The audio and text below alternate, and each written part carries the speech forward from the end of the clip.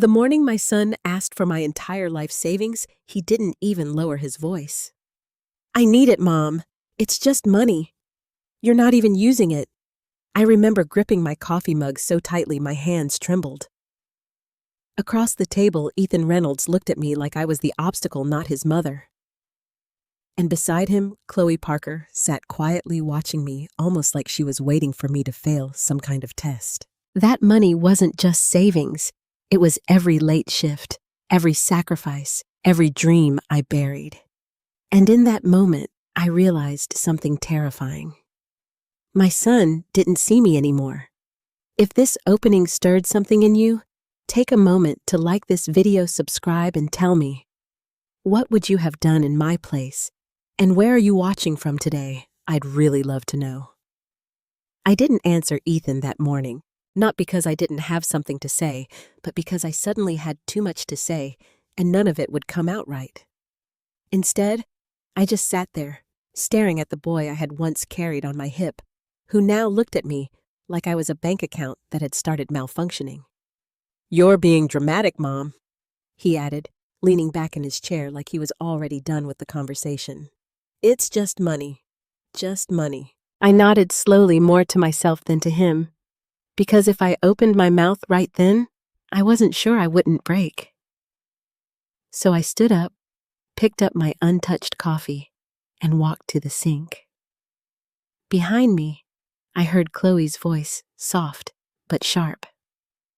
"She's overthinking it." I didn't turn around, because deep down, I knew this wasn't just about money anymore. It hadn't been for a long time. That afternoon, I sat alone in my living room, the same room I had spent decades building a life in. The walls were filled with photos: Ethan as a baby, Ethan in his first baseball uniform, Ethan at his high school graduation. Every version of him except the one I had just met at breakfast. I sank into the couch and whispered almost without realizing it, "When did I lose you?" And the truth came to me slowly, painfully. I hadn't lost him overnight. I had lost him inch by inch. After my husband, Richard Reynolds, passed away, Ethan was only 9 years old. 9. Too young to understand death, but old enough to feel the emptiness it left behind. I remember the night after the funeral. He crawled into my bed, his small hands clutching my shirt. "Mom, you're not gonna leave too, right?" I pulled him close and kissed his hair. "Never. I'm right here." And I meant it. God, I meant it. From that moment on, my life became simple. Take care of Ethan. That was it. I worked at the local library during the day. Quiet work, steady pay, nothing glamorous, but it was stable. At night, I picked up extra hours at a small retail store just outside downtown. There were nights I came home so tired I could barely stand, but I still made sure his homework was done, his dinner was warm, his world felt safe. I missed birthdays of my own friends. I stopped dating after a few awkward attempts. I turned down opportunities, better jobs, training programs because they required time I didn't have, or maybe time I wasn't willing to take away from him. I told myself it was temporary, just until he grows up, just until he's okay, but just until has a way of turning into forever. Ethan was a good kid. That's what makes this harder to accept. He used to leave little notes on the fridge, crayon drawings with crooked letters. "I love you, Mom. You're the best." Once when he was about 12, he saved up his allowance for weeks just to buy me a cheap bracelet from a school fundraiser. It turned my wrist green after a few days. Once when he was about 12, he saved up his allowance for weeks just to buy me a cheap bracelet from a school fundraiser. It turned my wrist green after a few days, but I wore it for months anyway. Because it wasn't about the bracelet. It was about him. There was a time when he would wait up for me if I worked late. I'd walk in the door exhausted, and he'd be sitting on the couch, pretending he hadn't been watching the clock. "You hungry?" he'd ask, and sometimes he'd even make me toast. Burnt most of the time, but I ate every bite, because it tasted like love. So when people say kids change, I understand that. Of course they do. They grow up. They build their own lives. They drift away a little. That's natural. What I wasn't prepared for was the way Ethan changed. It didn't happen all at once. There wasn't a single moment I could point to and say, that's when everything broke. It was smaller than that, quieter. He got his first real job at a marketing firm in Chicago when he was 27. I remember how proud I was. I cried when he called to tell me. "Mom, I got it," he said. "I knew you would," I told him, smiling through tears. He moved out soon after. The house felt empty, but also full of pride. I had done my job, or at least, I thought I had. At first he called often, then less. Then mostly when he needed something. Advice, help with paperwork. Sometimes money small amounts, nothing like now. I didn't mind. That's what mothers do, right? We show up. Even when no one asks us to. Even when they stop saying thank you. But looking back now, there were signs. Little things I ignored. The way he started talking about people. Judging them by what they wore, what they drove. "Success matters, Mom," he once said. "You can't just survive your whole life." I laughed it off at the time. "I did more than survive Ethan," I said gently. "I raised you." He didn't respond. And maybe that was the moment I should have paid attention, because something in his silence felt different. Still, I told myself I was imagining things, that he was just growing, becoming ambitious. There's nothing wrong with that, but ambition has a shadow, and sometimes it turns into something else entirely. The first time I met Chloe Parker, I didn't know what to think. She was beautiful, confident, polished in a way I never had been. She walked into my home like she already understood how the world worked and expected the rest of us to catch up. "Nice to meet you, Mrs. Reynolds," she said, offering a smile that didn't quite reach her eyes. "Please, call me Jeanette." She walked into my home like she already understood how the world worked and expected the rest of us to catch up. "Nice to meet you, Mrs. Reynolds," she said, offering a smile that didn't quite reach her eyes. "Please call me Jeanette," I replied. She glanced around the living room, taking everything in the furniture, the photos, the little details that told the story of my life. "It's cozy," she said. I smiled politely, but something about the way she said it made me feel like I had just been measured and found lacking. Ethan, of course, didn't notice. Or maybe he did, and just didn't care. That night over dinner, Chloe talked a lot about her goals. Luxury apartments, high-end brands. "People don't respect you unless you show them you've made it," she said, sipping her wine. I glanced at Ethan. He nodded, like he agreed, like this was normal. I remember feeling a small, quiet crack inside my chest. Not because of Chloe, but because of the way my son was looking at her, like she was showing him a better version of the world. A version I had never given him. And maybe that's when it really started. Not the argument, not the demand, but the shift. The slow, invisible turning of a heart I thought I knew. Sitting there in my living room that afternoon, I looked at the photos again. At the boy who once made me burnt toast. At the young man who now thought my life savings were just money. And for the first time, a question rose in my mind that I had never allowed myself to ask before. What if loving him this much is the reason he learned to take me for granted? I wish I could say Chloe Parker ruined my son. That would make things easier, cleaner. But the truth is, she didn't create who Ethan became. She just revealed it. I still remember the first time he mentioned her. "Mom, I met someone," he said over the phone, his voice lighter than I'd heard in years. "Oh," I smiled, sitting at my kitchen table, twisting the phone cord around my fingers like I used to when I was younger. Tell me about her. Her name's Chloe. She's different. Different. At the time, I thought he meant special. Now I understand twisting the phone cord around my fingers like I used to when I was younger. Tell me about her. Her name's Chloe. She's different. Different. At the time, I thought he meant special. Now I understand he meant something else entirely. She's driven, Mom, he continued. She knows what she wants. She's not afraid to go after it. That sounds like a good thing, I said gently.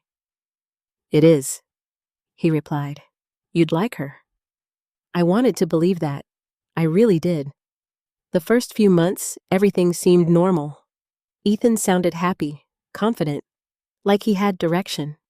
He started talking about work with more intensity, about promotions, networking, positioning himself in the right circles.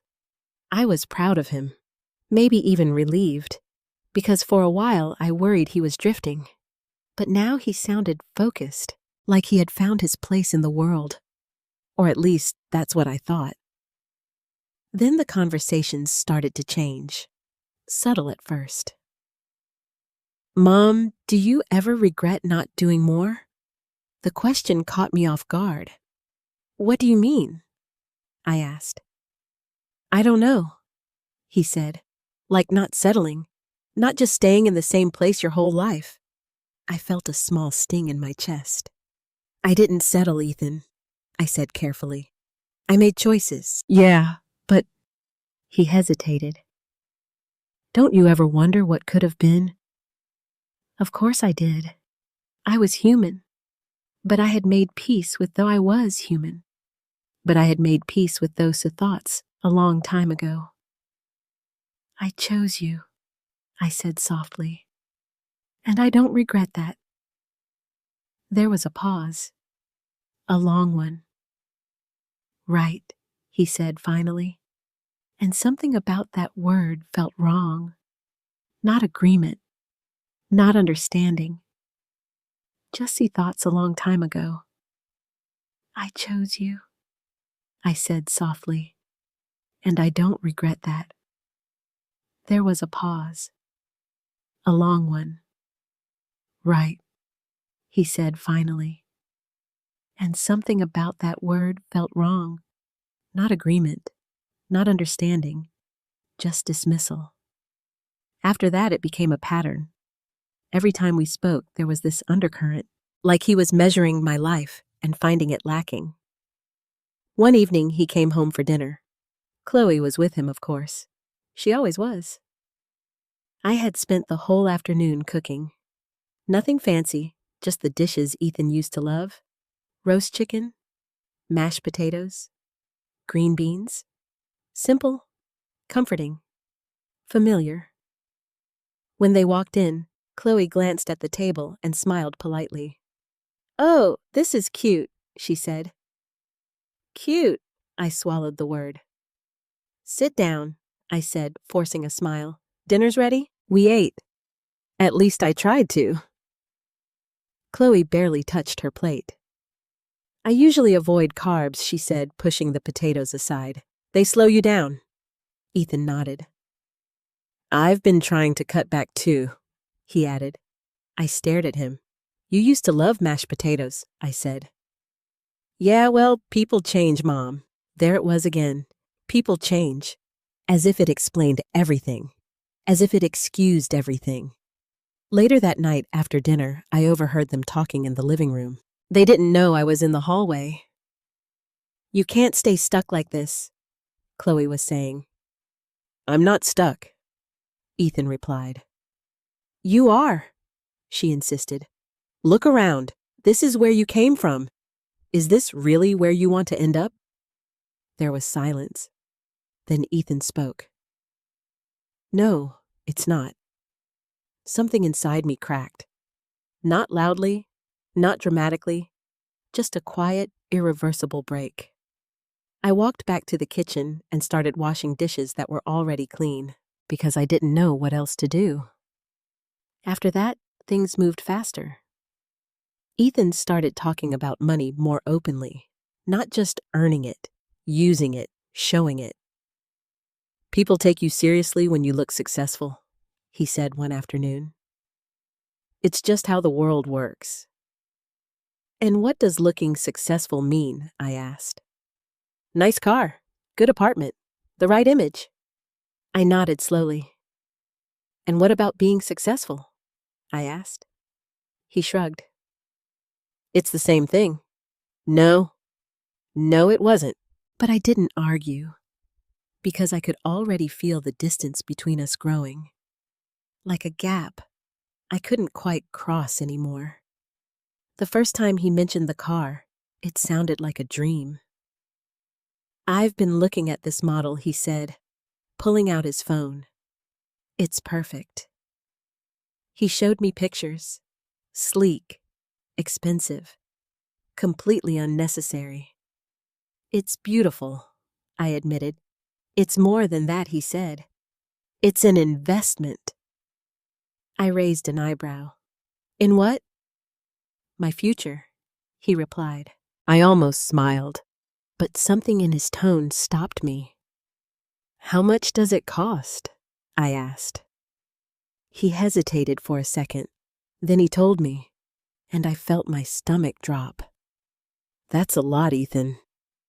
It's worth it, he said quickly. It'll open doors. People will take me seriously.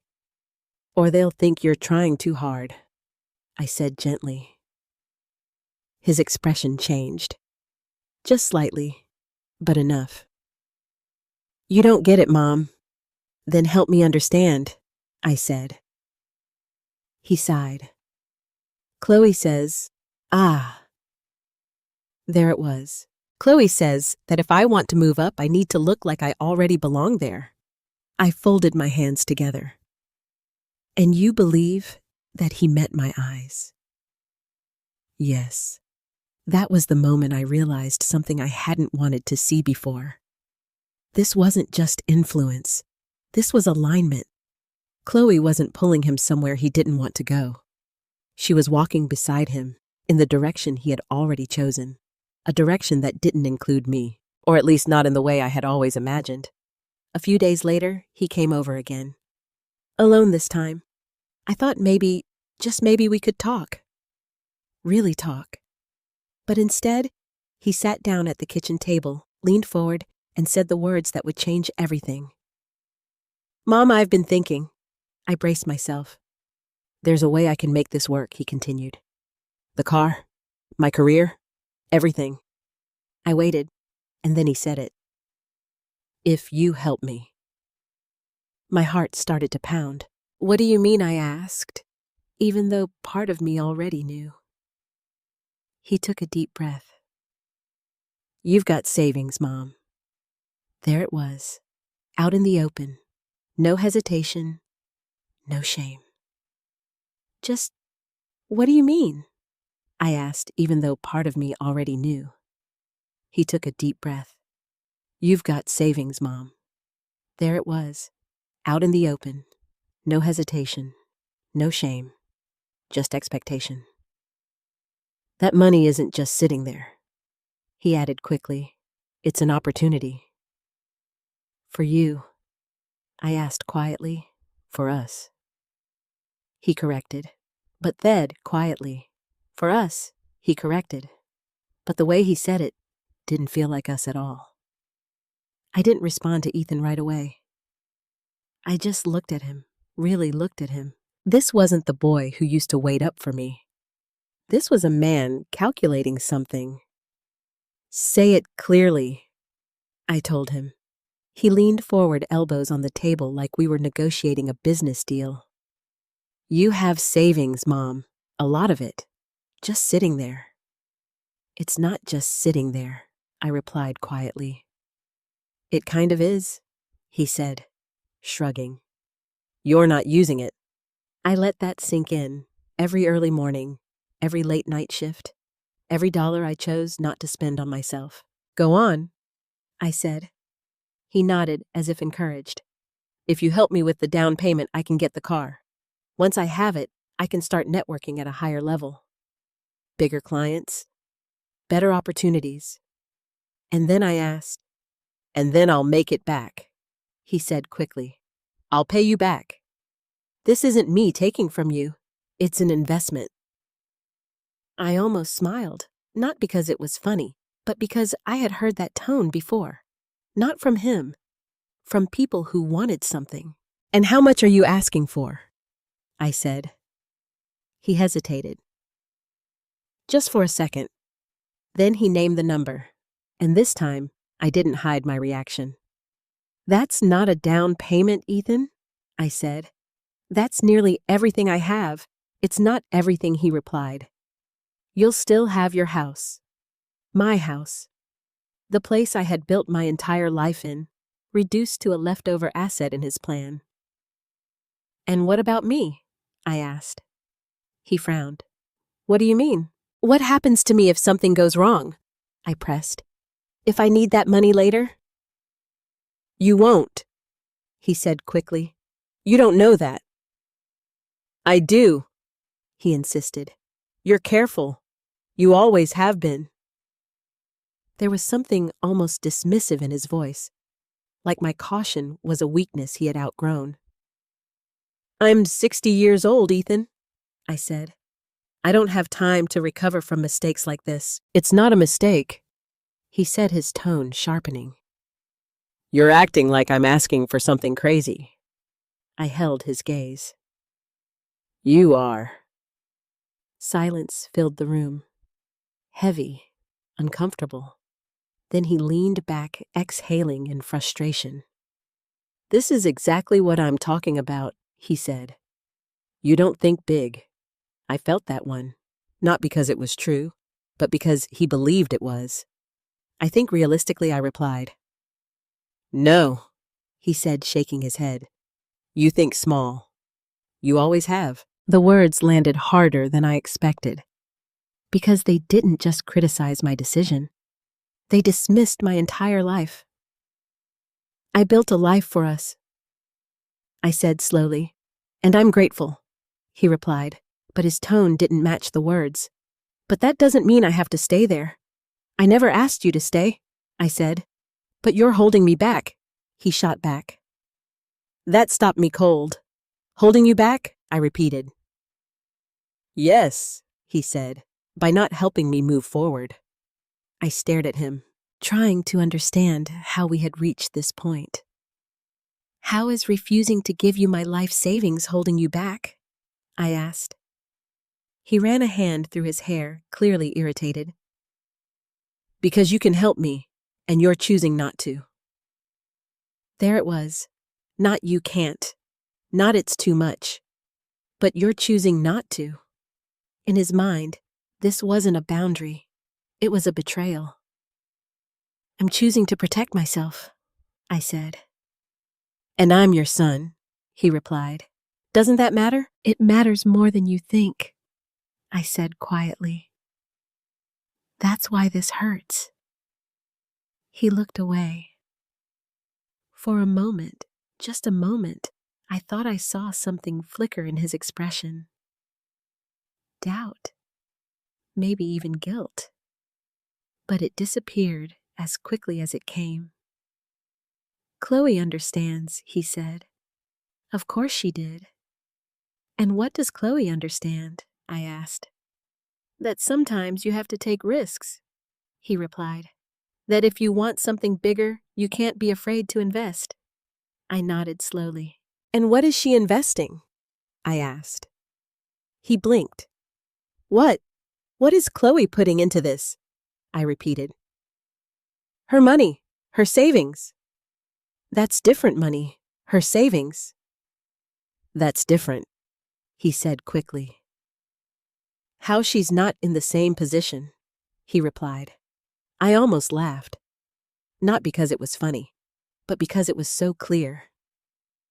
She's asking why I owe to risk my future, I said. Not hers, he said quickly. How she's not in the same position, he replied. I almost laughed, not because it was funny, but because it was so clear. She's asking you to risk my future, I said. Not hers. That's not fair, he snapped. No, I said. It's exactly fair. The room went quiet again, this time heavier, more final. Ethan stood up abruptly, pacing a few steps before turning back to me. I can't believe this, he said. I thought you'd support me. I do support you, I replied. Just not like this. Ethan stood up abruptly, pacing a few steps before turning back to me. I can't believe this, he said. I thought you'd support me. I do support you, I replied. Just not like this. That's the same thing he said. No, I said firmly. It's not. He stared at me like he didn't recognize me. And maybe in that moment, he didn't. Because for the first time in his life, I wasn't giving him what he wanted. You always told me you'd do anything for me, he said. I swallowed. I said I'd do everything I could to take care of you, I corrected. This is taking care of me, he insisted. No, I said quiet love me, he insisted. No, I said quiet'll why. This is you taking from me. That was the moment everything shifted. Not gradually, not quietly, but all at once. His expression hardened, his shoulders straightened, and whatever softness had been left in him. This is you taking from me. That was the moment everything shifted. Not gradually, not quietly, but all at once. His expression hardened, his shoulders straightened, and whatever softness had been left in him disappeared. Fine, he said. Just one word. Cold, flat. Fine, I repeated. Yeah, he said. If that's how you see it. I felt my chest tighten. Ethan. No, he cut me off. I get it now. Get what? That I'm on my own, he said. The words hit harder than anything else he had said, because they weren't true, but he had decided they were. You were never on your own, I said, my voice trembling despite my effort to stay calm. Feels like it, he replied. I shook my head. That's not fair. He let out a bitter laugh. Life's not fair, Mom. You should know that better than anyone. And with that, he grabbed his keys. I'll figure it out myself, he added. Then he walked toward the door. For a second, I thought about stopping him, calling his name, apologizing, giving in, just to keep him from leaving like that. But something held me back. Not pride, not anger, something deeper, something quieter, something that had been growing inside me ever since that breakfast. So I didn't move. I didn't speak. I just watched him walk out of the house I had built for us like it meant nothing. The door closed behind him with a soft click.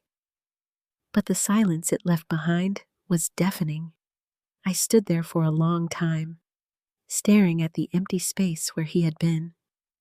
And slowly, painfully, a realization began to settle in. This wasn't just about a car, or money, or even Chloe. This was about something much bigger, something I had been avoiding for years. My son didn't just want more from life. He believed he deserved more, even if it meant taking it from me.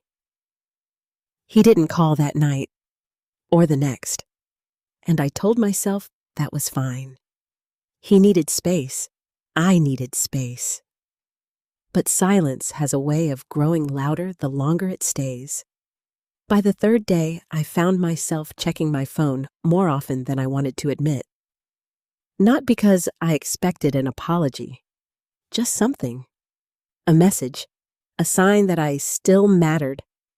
Instead, what I got was a knock on the door. Sharp, impatient. I opened it to find Ethan standing there. Chloe was beside him. Of course she was. I think we need to finish this conversation, he said, walking past me without waiting for an invitation. Chloe followed her heels, clicking against the hardwood floor like she owned the place. I closed the door slowly, already feeling the tension tightening in my chest. I thought we already did, I said. No, Ethan replied, turning to face me. We didn't. Chloe crossed her arms, leaning casually against the wall. This isn't something you can just avoid, she added. I looked at her, really looked at her this time. You're very comfortable speaking in my home, I said calmly. She smiled. I'm just being honest. No, I said. You're being involved in something that doesn't concern you. Ethan stepped in immediately. It does concern her, he said. She's part of my life, and I'm your mother, I replied. This is between us. The air shifted, just slightly, but enough. Chloe didn't speak again. Not out loud anyway, but I could feel her presence, her judgment, her influence, like a shadow standing just behind him. Ethan took a breath as if preparing himself. I've been thinking, he said. I almost laughed. So had I. I need you to understand something, he continued. This isn't just about me wanting a car. Then what is it about? I asked. It's about my future, he said firmly. My career, my life. And you believe that depends on my money, I replied. It would help, he said. Help or define it? I asked quietly. He frowned. Why are you twisting this? I'm not twisting anything, I said. I'm asking you to be honest. I am being honest, he snapped. You just don't like what I'm saying. That's not true, I said. I don't like how you're saying it. He stared at me, then shook his head. This is pointless, he muttered. Chloe stepped forward slightly. Maybe it would help if you looked at it differently, she said, her tone smooth, controlled. I didn't respond. I just waited. Jeanette, she continued using my name like we were equals. You've done a lot for Ethan. No one is denying that. There it was. The setup. But now she went on, this is an opportunity for you to support him in a bigger way. I tilted my head slightly. A bigger way, I repeated. Yes, she said. This isn't about sacrifice anymore. It's about investment. That word again. Investment. Like my life had been reduced to a financial strategy. And what exactly am I investing in? I asked. In his success? She replied without hesitation. I looked at Ethan. He didn't interrupt her, didn't correct her, just stood there, letting her speak for him. And what happens if that investment fails? I asked. It won't, she said quickly. That's not an answer, I replied. She smiled again, tighter this time. You're thinking too negatively. No, I said. I'm thinking realistically. Ethan let out a frustrated sigh. Mom, why are you making this so difficult? I felt something shift inside me again. Not anger. Not yet. Something colder. Because he truly didn't see it. Didn't see me. I'm making it difficult, I said softly. Yes, he replied. It's a simple decision. It's a simple decision, I repeated. To give you everything I've spent my life saving. It's not everything, he insisted. It's everything that matters, I said. He threw his hands up. This is exactly why you're stuck, he said. You're afraid to move forward. I took a slow breath. I'm not afraid, I said. I'm careful. That's the same thing, he replied. No, I said. It's not. Chloe stepped in again. Fear can look like caution, she said. But it's still fear. I turned to her. And entitlement can look like ambition, I said. But it's still entitlement. The room went still. Ethan's expression changed instantly. Don't talk to her like that, he said sharply. Then don't let her talk to me like I'm a problem to solve. I replied. His jaw tightened. You're being disrespectful. I almost couldn't believe what I was hearing. Disrespectful, I repeated. Yes, he said. She's trying to help. No, I said. She's trying to convince me to give you something that isn't hers to ask for. It's not just hers, he said. It's mine, too. And there it was, clear, unfiltered, undeniable. Your money, I said slowly, is yours. My money is mine. We're family, he argued. Yes, I said. We are. Then, act like it, he snapped. I looked at him, at the man he had become. And for the first time, I felt something I never thought I would feel toward my own son. Distance. Not emotional distance, something deeper. Like a line had been drawn, and I could finally see it. I am acting like family, I said quietly. I'm telling you the truth. And what truth is that he demanded? That you're asking me to risk my future for something that isn't guaranteed, I said. And you're doing it without considering what it costs me. I said, I'd pay you back, he insisted, and I'm supposed to trust that I asked. His eyes flashed. You don't trust me, I hesitated. Not because I didn't have an answer, but because I did, and it hurt. I trust who you used to be, I said. The words hung in the air, heavy, sharp, unavoidable. Ethan froze, for just a second. Then his expression hardened in a way I had never seen before. So that's it, he said. You think I've changed into someone you can't trust? I swallowed. You've changed into someone I don't recognize, I replied. That was the breaking point. I saw it in his eyes, in the way his posture shifted, in the way whatever restraint he had left disappeared. Maybe I had to, he said coldly, because clearly staying the same wasn't going to get me anywhere. The words hit like a slap, not loud, not explosive, but precise and intentional. So everything I gave you, I began. I didn't ask you to give up your life, he interrupted. I stared at him. You didn't have to, I said. You were my life.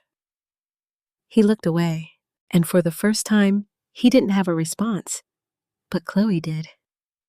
You're making this emotional, she said. I turned to her slowly. It is emotional, I replied. It's my life, and in that moment, I realized something I should have seen much earlier. They weren't just asking for my money. They were dismissing everything it represented, every sacrifice, every choice, every piece of me that had gone into raising him, reduced to a number, a transaction, a resource. And suddenly the pain I felt started to change. After they left, I didn't cry. That surprised me, because I had spent so many years crying quietly after long shifts, after lonely nights, after moments when the weight of everything felt too heavy. But this time, nothing came out. Just silence. And something else. Something unfamiliar. I sat down at the kitchen table, the same table where Ethan used to do his homework, where we had shared thousands of small, ordinary moments, and I stared at my hands. They looked older than I remembered, the skin thinner, the veins more visible. Hands that had worked, given, sacrificed. And suddenly, I had a thought I had never allowed myself to fully form before. What did I get in return? The question felt wrong, selfish, uncomfortable, but it didn't go away. It stayed there, lingering, demanding to be acknowledged. So I let it. And the answers came slowly. Not in anger, not in bitterness, just clarity. I got love. Yes, I got purpose for a long time. I got the joy of watching my son grow. But somewhere along the way, that exchange had changed, and I hadn't noticed. Or maybe I had and chose to ignore it, because it was easier to keep giving than to ask for anything back. I leaned back in my chair and closed my eyes, and for the first time in years, I let my mind wander somewhere it had been afraid to go. Not to Ethan, not to the past, but to me. To the version of myself that existed before I became mom, before everything was about someone else. I tried to remember what I used to want. Not what I had convinced myself I wanted, but what I truly dreamed about. And at first there was nothing, just blank space, because I had buried those dreams so deeply, I wasn't sure they were still there. Then slowly pieces started to surface. A trip I once planned but never took. A photography class I signed up for then dropped because Ethan needed something. A job opportunity in another city that I turned down without a second thought. Because leaving wasn't an option. Not when he needed stability. Not when he needed me. I opened my eyes and stared at the wall in front of me. There was a photo hanging there. Ethan at 16, smiling wide, his arms slung around my shoulders. We looked happy, and we were. But looking at it now, I saw something else. I saw a woman who had given everything, and a future that had never included her in return. I stood up slowly and walked to the bedroom. I opened the closet, and there it was, a small, dusty suitcase. I hadn't touched it in years, not because I didn't need it, but because I never allowed myself to. I pulled it out and set it on the bed. For a moment, I just looked at it like it was something fragile, something dangerous. Because opening it didn't just mean packing clothes. It meant something much bigger. It meant considering a life beyond what I had always known. And that terrified me, more than Ethan's anger, more than losing his approval, because this was unknown. But then another thought came, clear, sharp, unavoidable. What exactly am I so afraid of losing? I sat down on the edge of the bed. My house, my routine, my identity as a mother, or the illusion that sacrificing myself was the only way to be loved. I took a deep breath, and for the first time, I didn't push the thought away. I let it sit there, uncomfortable, real, honest. That evening, my phone rang. Ethan. I stared at the screen for a long moment before answering. Hello? Have you thought about it? He asked immediately. No greeting, no pause, just straight to the point. Yes, I said, and he pressed. I closed my eyes briefly. I need time, I said. There was a sharp exhale on the other end. How much time? He demanded. I don't know, I replied honestly. This isn't a small decision. It doesn't have to be this complicated, he said. It is for me, I said. Silence. Then his tone changed. Softer, but not warmer. Mom, I'm trying to build something here, he said. Don't you want me to succeed? Of course I did. That had never changed. I want you to succeed, I said, but not at the cost of everything I have. You're exaggerating, he replied. No, I said quietly. I'm not. Another pause. Then he said something that made my chest tighten. You're choosing money over me. I opened my eyes. No, I said. I'm choosing myself. The silence that followed was different. He hadn't expected that answer. I can't believe you just said that, he muttered. I can't believe I haven't said it sooner. I replied. He didn't respond right away, and for a brief moment, I thought maybe, just maybe, something was getting through. But then he spoke again. "You've changed," he said. I almost smiled. "Maybe I have," I replied. "Or maybe you're just showing who you really are," he added. That one hurt, more than I wanted to admit, but I didn't let it show. "Good night, Ethan," I said, and I hung up. My hands were shaking slightly, but not from fear, from something else, something I hadn't felt in a very long time. Control. Not over him, not over the situation, but over myself. I stood there in the quiet of my bedroom, the suitcase still sitting on the bed, and slowly a realization settled in. This wasn't just about saying no. It was about deciding what my life was worth. And for the first time, I wasn't sure I was willing to keep giving it away. The next time Ethan called, he didn't try to sound calm. He didn't try to persuade me. He didn't even pretend to understand. He went straight to pressure. "I need an answer," he said, his voice tight, impatient. "I can't keep waiting." I stood by the kitchen window looking out at the quiet street. "You've already made your position clear?" he continued. "Now I need to know if that's final." Final, such a heavy word. "I told you I needed time," I said. "And I told you I don't have time," he snapped. "Opportunities don't wait, Mom." I closed my eyes for a moment. "Neither does life," I replied. "That's exactly my point," he said. "So why are you holding me back?" There it was again, that same accusation.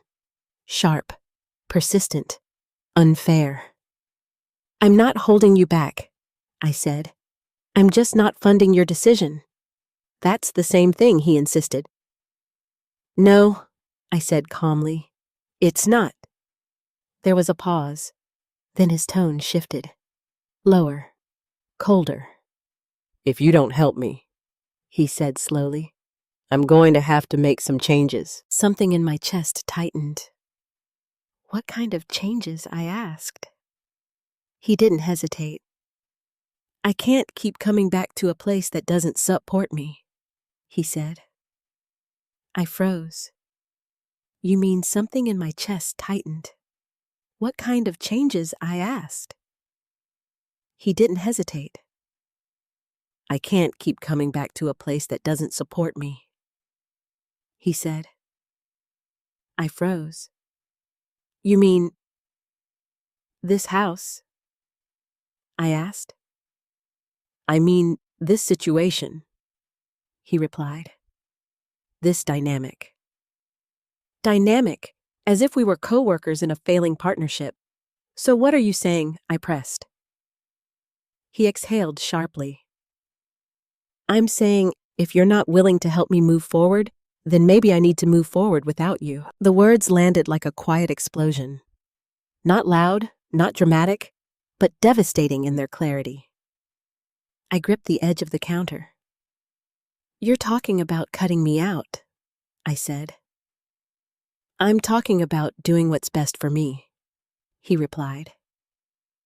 "And that doesn't include me?" I asked. Silence. Then, "Not like this." I felt something inside me break. Not the same quiet crack as before. This time, it was deeper. Because now, it wasn't just implied. It was spoken. Out loud. "You're giving me an ultimatum," I said. "I'm giving you a choice," he corrected.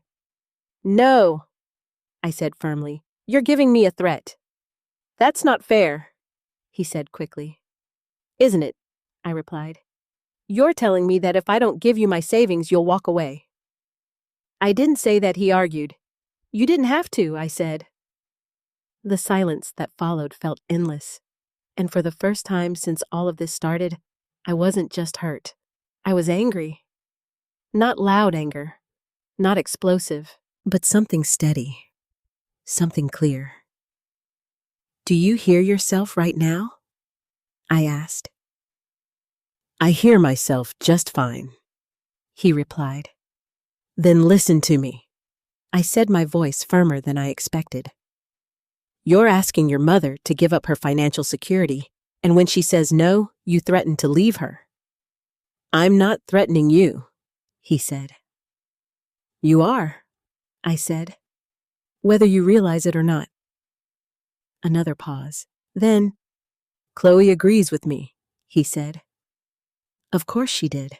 "And what does Chloe think you should do if I say no?" I asked. "She thinks I should stop relying on people who don't believe in me," he replied. I let out a slow breath. "And that includes me." "Yes." The word came out without hesitation, without softness, without regret. And that was the moment something shifted inside me completely. Because until now, I had still been holding on to the hope that this was temporary, that he would come back to himself, that somewhere inside him the boy I raised was still leading the way. But hearing that word, yes, clear, definite, unapologetic, I realized something I had been avoiding. He wasn't confused. He wasn't conflicted. He had chosen. And he was asking me to choose too, between him and myself. "I see," I said quietly. "What does that mean?" he asked. "It means I understand your position," I replied. "Good," he said. "So, what's your answer?"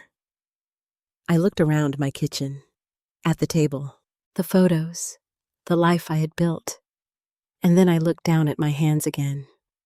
Older, wiser, finally my own. "My answer is still no," I said. The silence on the other end was immediate, heavy. Then I guess that's it," he said. Just like that, no hesitation, no fight left, just done. "Ethan," I started. "No," he cut me off. "You made your choice." "And so did you," I replied.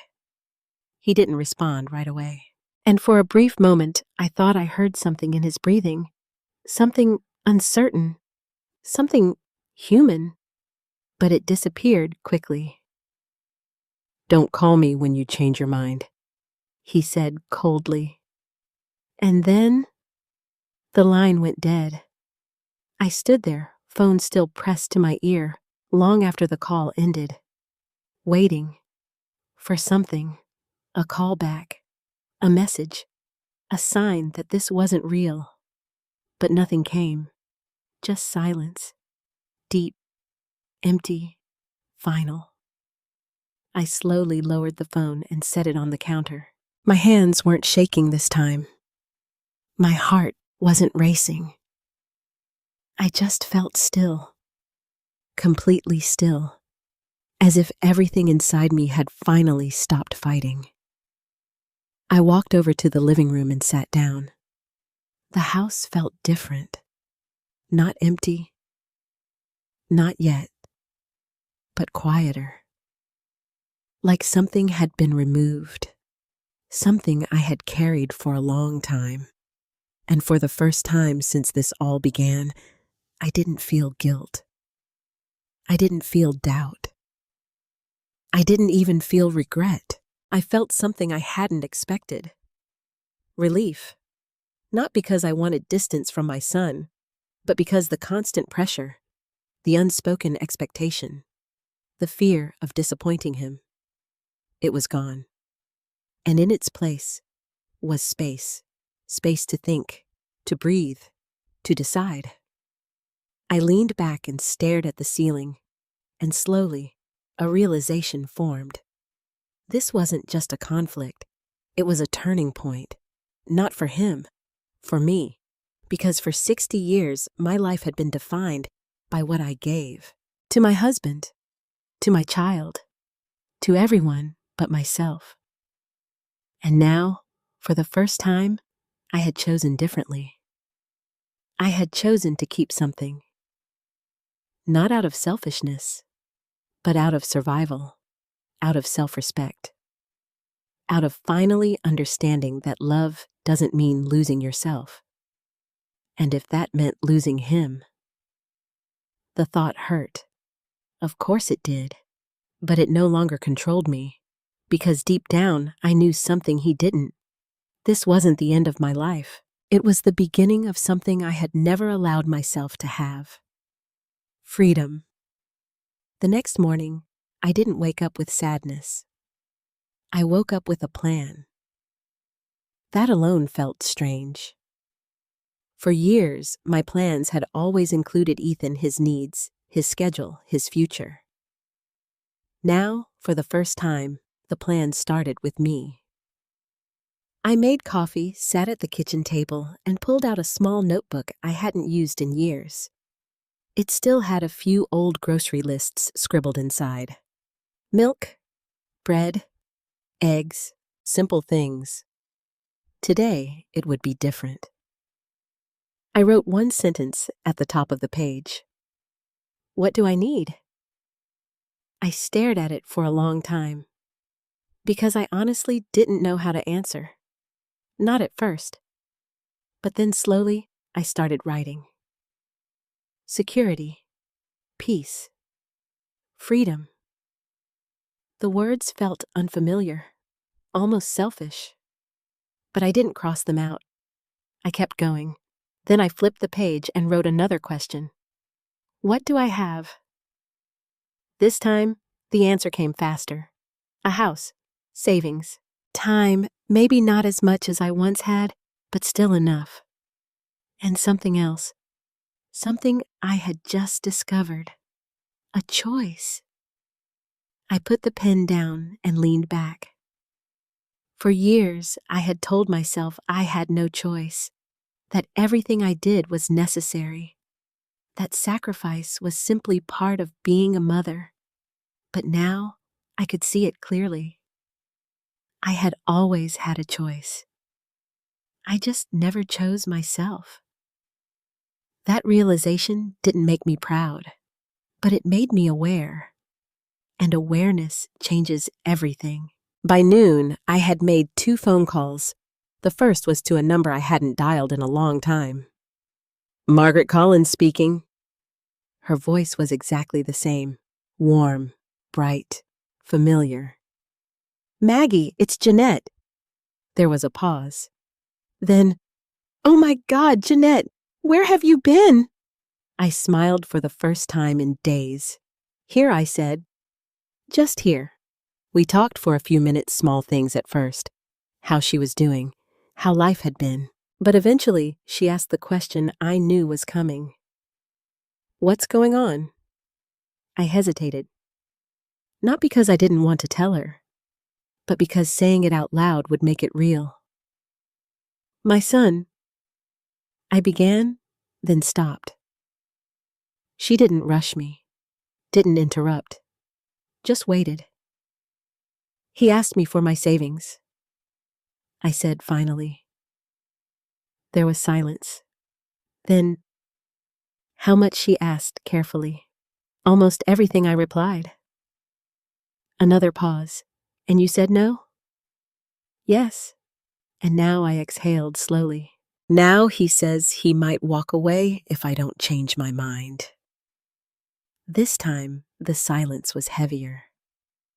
Not awkward, just thoughtful. Jeanette Maggie said gently, that's not a son asking for help.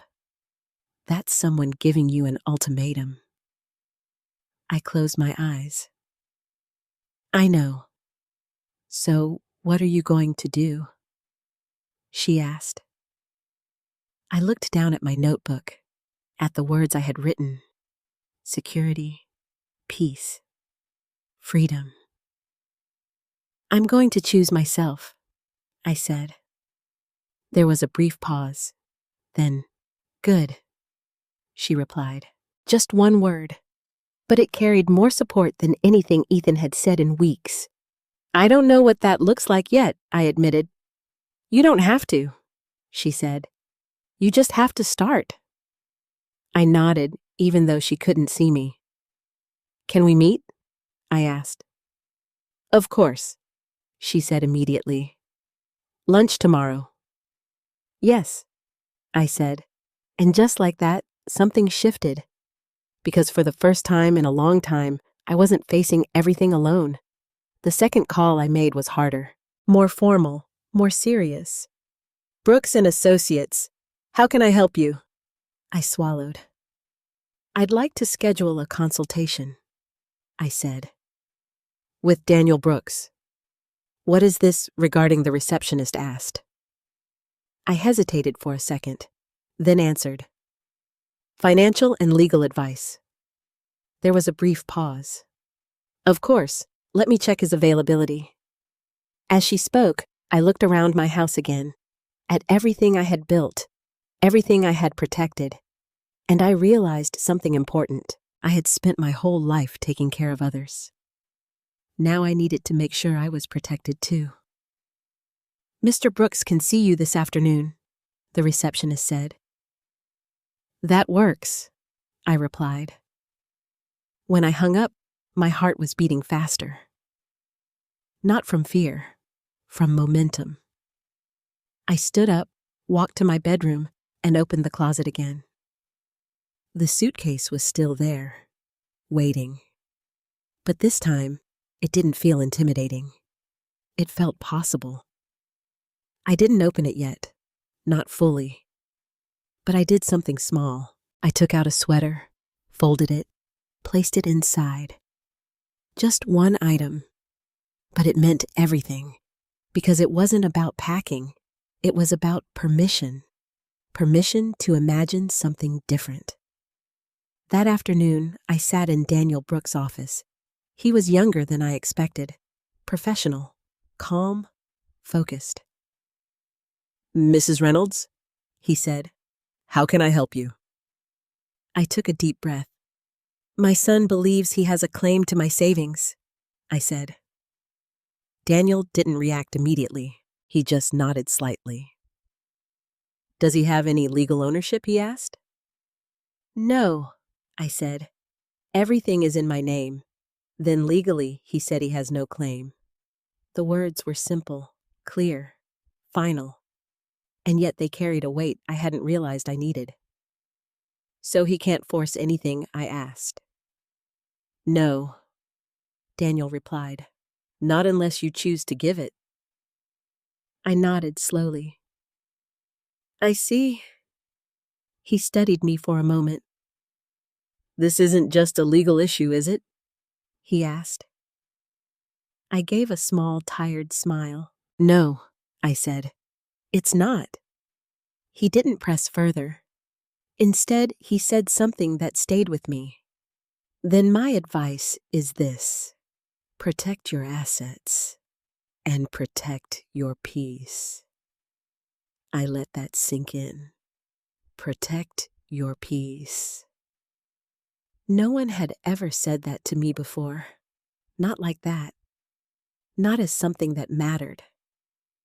As I left his office, I felt something settle inside me. Not certainty, not yet, but direction. And for the first time since Ethan walked out, I wasn't reacting anymore. I was choosing, and that made all the difference. The first thing I changed was something small. So small most people wouldn't even notice. But to me, it felt like rewriting a part of my life. I went shopping, not for groceries, not for things Ethan liked, for myself. I stood in front of a clothing rack staring at colors I hadn't worn in years. Soft blues, warm reds, things that felt alive. I reached out, hesitated, then pulled out a sweater. It was simple, elegant, nothing extravagant, but it wasn't something I would have chosen before. Before, I always picked what was practical, what would last, what made sense. Now I picked what I liked, I tried it on, and when I looked in the mirror, I didn't see the woman Ethan had dismissed. I saw someone I hadn't seen in a long time. Myself. That afternoon, I met Maggie for lunch. She waved the moment she saw me. Jeanette, she called, standing up and pulling me into a hug. I hadn't realized how much I needed that. Not advice, not solutions, just warmth. "You look different," she said as we sat down. I raised an eyebrow. "Different how?" "Lighter," she replied. "Not happy yet, but lighter." I smiled slightly. "I think that's accurate." We ordered food, but neither of us touched it much at first, because the conversation mattered more. So she said, leaning forward, "Tell me everything." And I did. I told her about the argument, the ultimatum, the silence, the shift inside me. She didn't interrupt, didn't judge, just listened. When I finished, she sat back and crossed her arms. "Can I be honest?" she asked. "When have you ever not been?" I replied. She smiled. "You should have done this years ago." I let out a quiet breath. "I know. You gave him everything," she continued. "And somewhere along the way, he stopped seeing that as a gift and started seeing it as a guarantee." That word hit me, guarantee, because it was exactly right. "He thinks I owe him," I said. "No," Maggie corrected gently. "He thinks you'll always give in." I looked down at the table, and this time I didn't. "No," she said. "You didn't." There was a pause. Then she leaned forward again. "So, what are you going to do now?" I hesitated, because for the first time, the answer wasn't about reacting. It was about choosing. "I don't know yet," I admitted. "But I know I'm not going back to how things were." "That's a start," she said. I nodded. "But it feels strange," I added. "Like I'm learning how to live all over again." Maggie smiled softly. "Maybe you are." We sat in comfortable silence for a moment. Then she said something unexpected. "You ever think about leaving?" I looked up. "Leaving, yeah," she said. "Traveling, moving, doing something different." The idea felt distant, unreal, and yet not impossible. "I used to," I said quietly. "What stopped you?" I didn't need to think about that. "Ethan?" She nodded. And now I took a deep breath. Now I don't know what's stopping me. That answer lingered between us. Not heavy, not painful, just open. Later that evening, I went home and did something I hadn't done in years. I opened my laptop and searched. Not for bills, not for work, for possibilities. Places to go. Small homes, quiet towns, coastal views. At first it felt almost silly, like I was pretending, but the longer I looked, the more real it became. Images turned into ideas. Ideas turned into options. And options turned into something I hadn't felt in a very long time. Excitement. I didn't make any decisions that night, but I didn't close the browser either. I left it open. Like a door I wasn't ready to walk through yet, but no longer wanted to shut. The next morning, my phone buzzed. A message from Ethan. My heart skipped. Not with hope. Not anymore. Just awareness. I opened it. "You're really doing this?" That was it. No greeting. No softness. Just accusation. I stared at the screen for a moment, then typed back. "Yes." The reply came almost instantly. "I can't believe you're choosing money over your own son."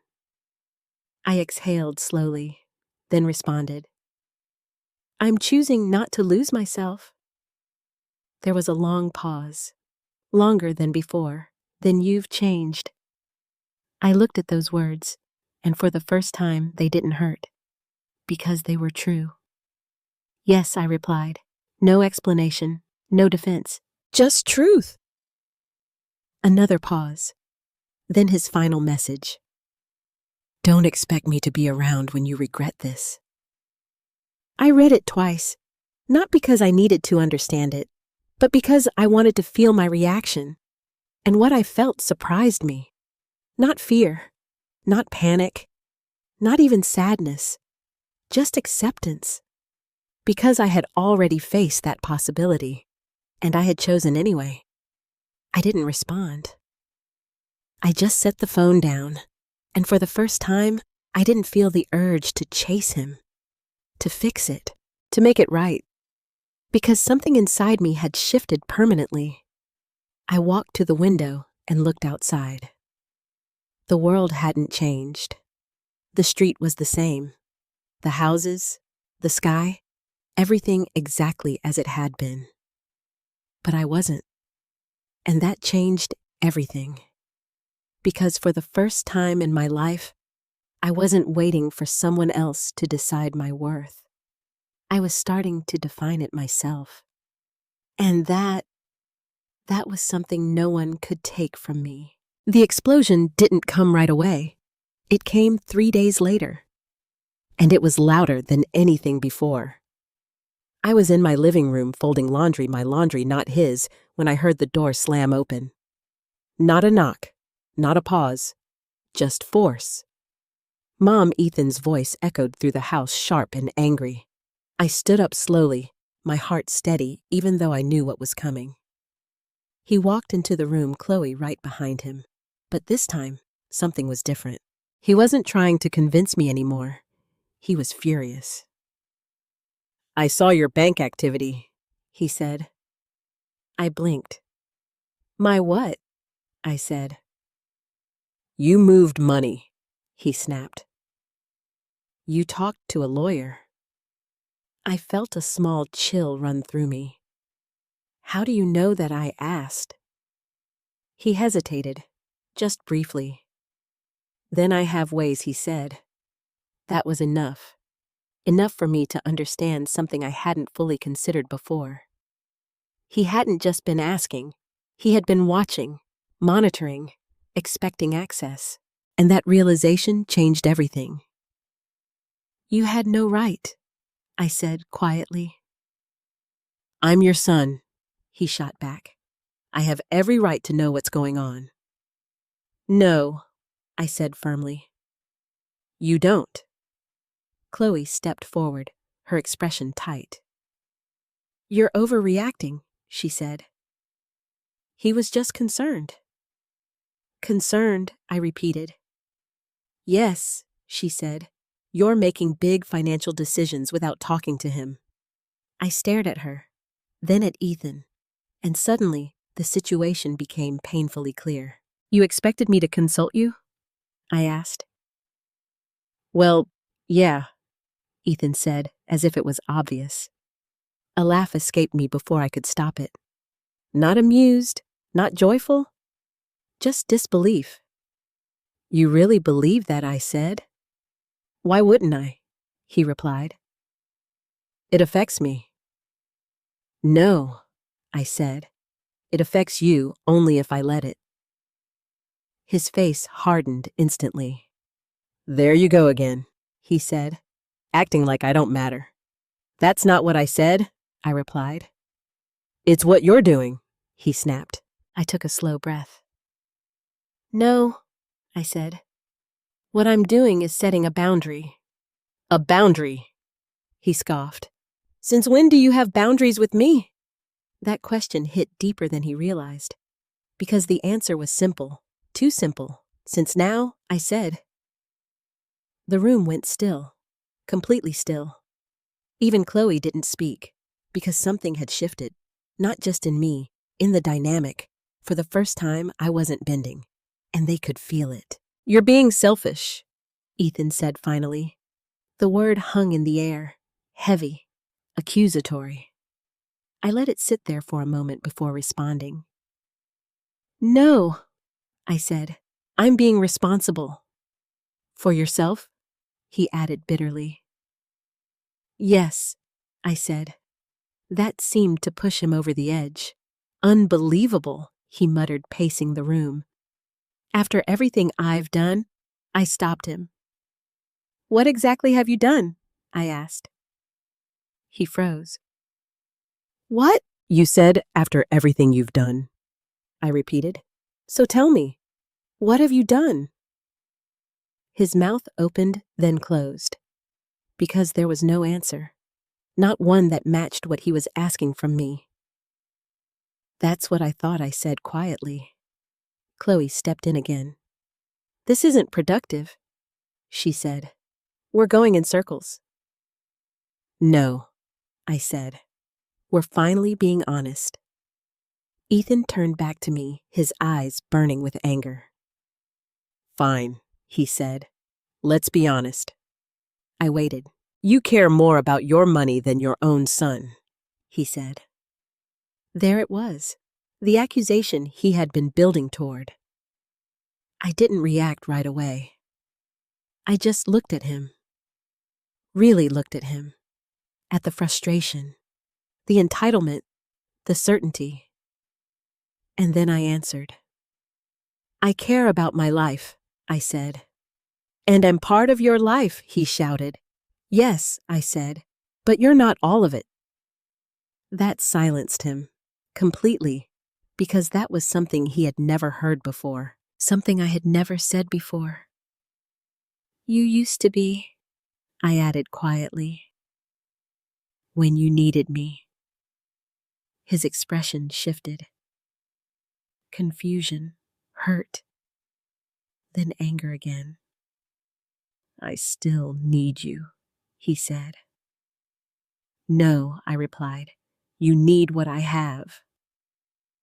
The truth landed hard. He stepped back like I had pushed him. That's not fair, he said. It is, I said, because if this wasn't about the money, you wouldn't be here like this. Silence. Then Chloe spoke again, her voice sharper now.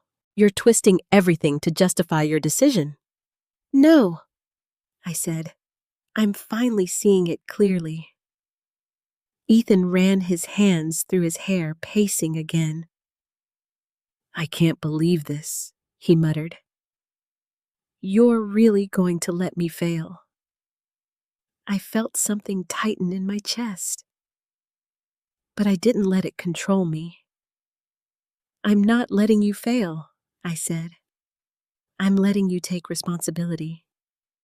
That's the same thing he argued. No, I said. It's not. He stopped pacing, looked at me, really looked at me, and for a moment I saw something different. Not anger, not entitlement, something closer to panic. Chloe said this would work, he said quietly. There it was. The truth beneath everything.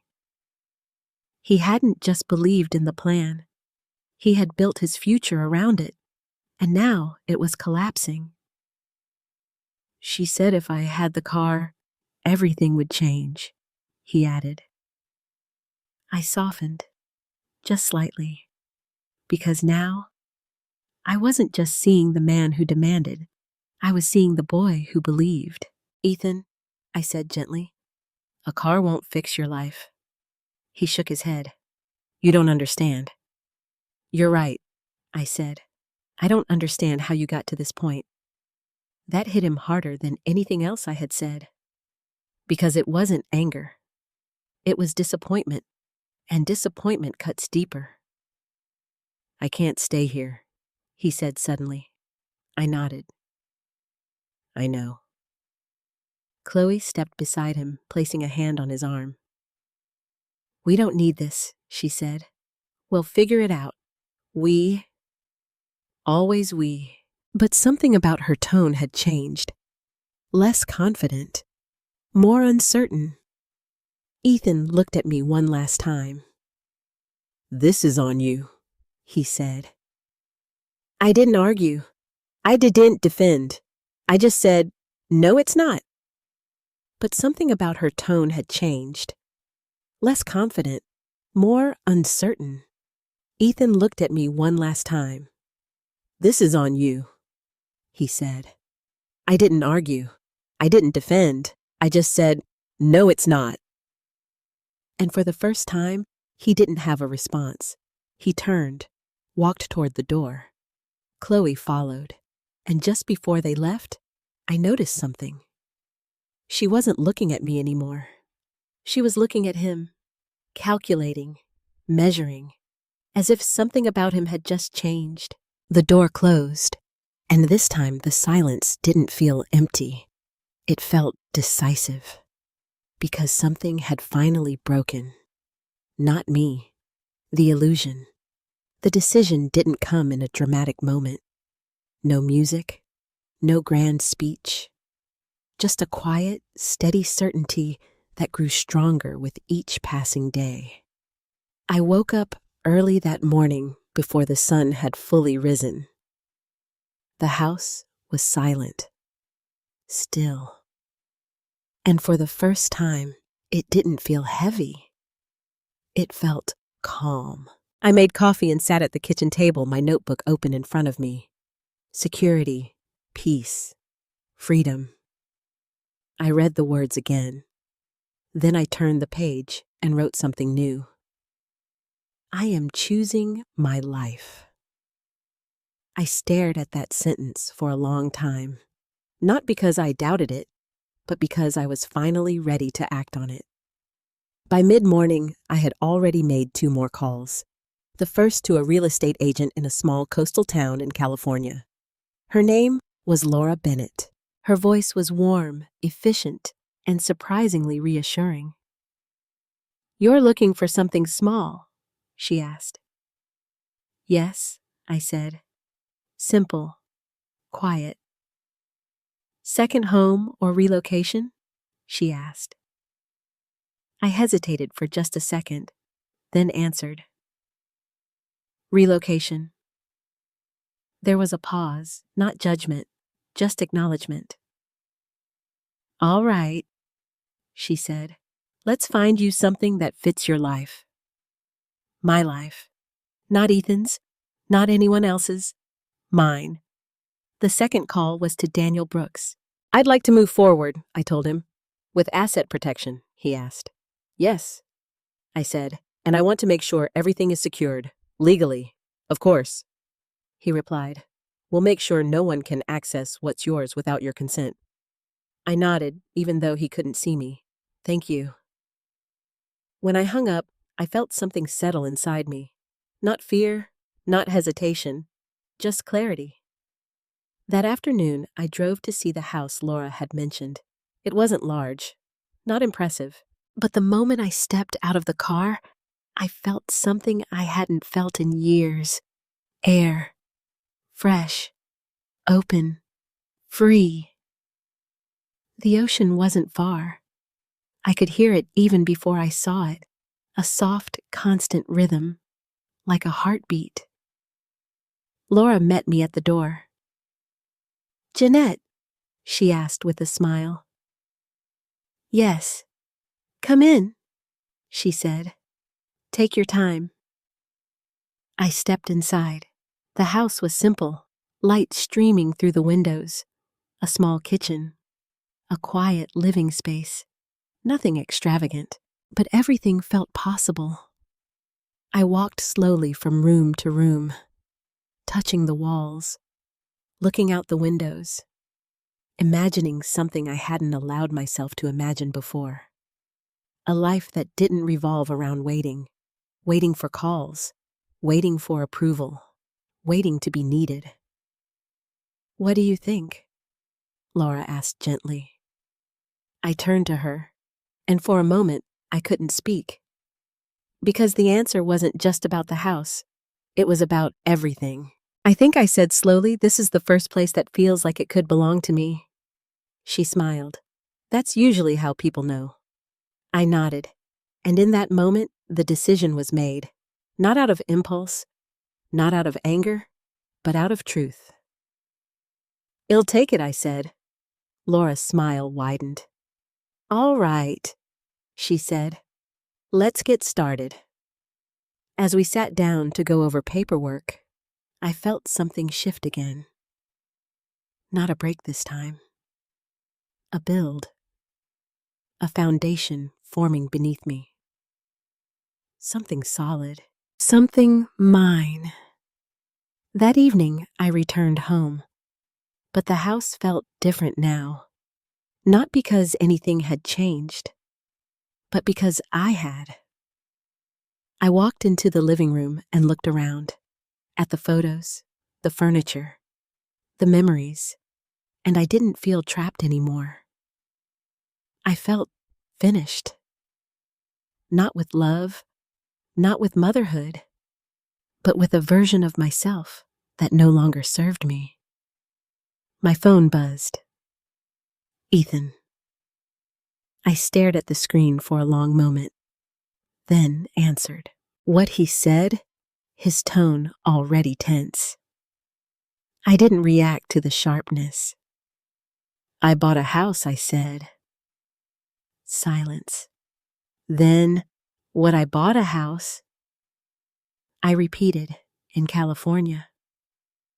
Another silence, longer this time. He wasn't expecting that.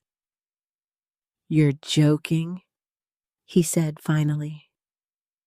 No, I replied. Why would you do that? He demanded. I took a slow breath. Because I want to live there. That's ridiculous, he snapped. You have a house here.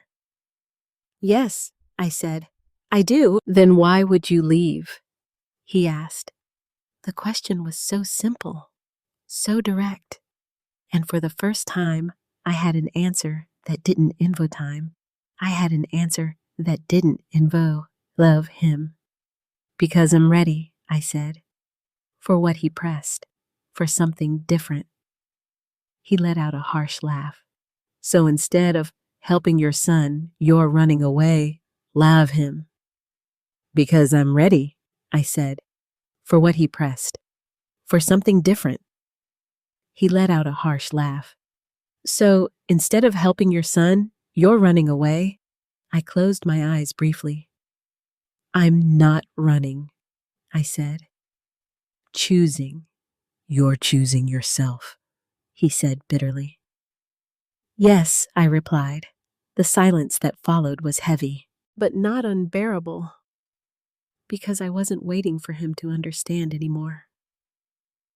You've changed, he said again.